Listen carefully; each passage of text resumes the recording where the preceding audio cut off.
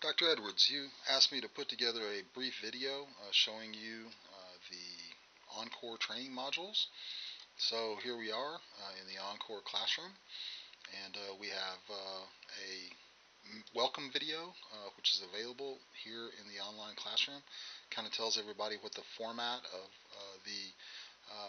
the instruction actually is. You'll also notice that the videos have a great deal of after production value. David Emmons has done a great job with those.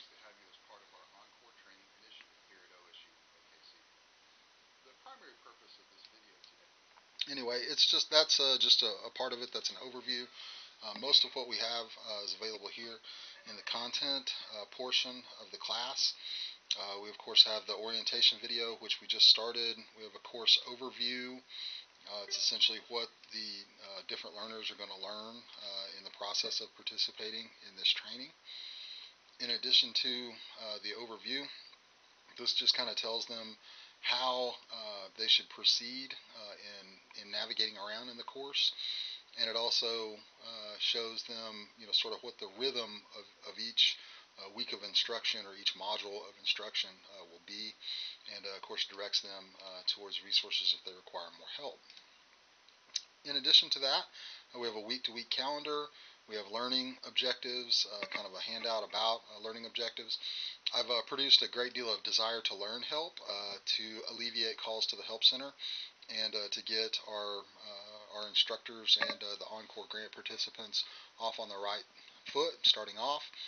We have a video about how to create a discussion post. We have a video about how to take a quiz, and a video about uploading an essay to the Dropbox.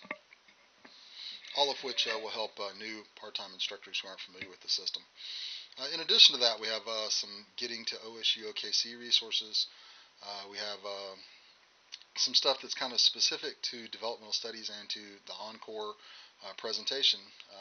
But after that, we have all sorts of things like learning style inventories, dealing with disruptive students, writing a syllabus using a gradebook. All of these modules include a video, and for instance, the video about grading in rubrics and gradebooks is done by Pat Reeves. Obviously, Pat has a great deal of experience and knowledge when it comes to putting together learning assessments and keeping a gradebook and using a rubric and things of that nature.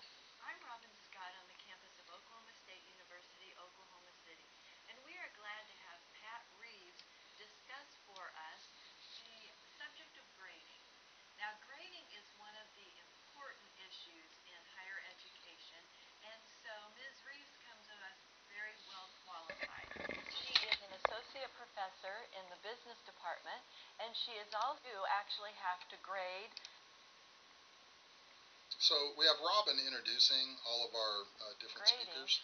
But in addition to Dr. Scott's participation, we also have Pat, and Pat does a combination kind of PowerPoint slides and screen grabs and walking them through the entire process. So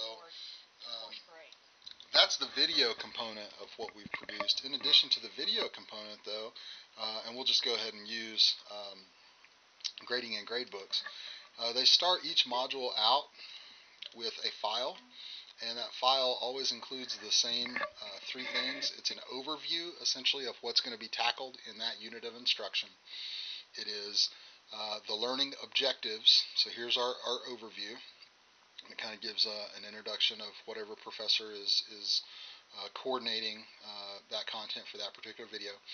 Then we always have learning objectives, and then we have action items, and these are the things that they actually have to do after they've completed watching the video and doing all the readings for that associated module.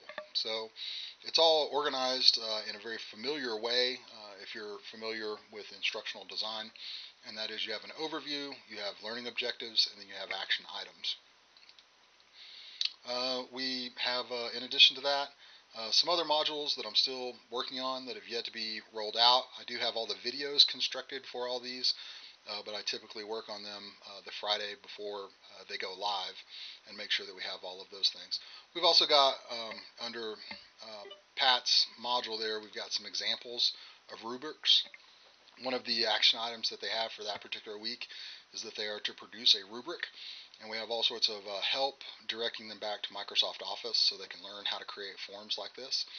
And then when they're done with that, they participate in the Create a Rubric assignment, where they get directions to complete an assignment of their own and to construct a rubric, and then they're instructed to take that and bring that back and upload that to our Dropbox.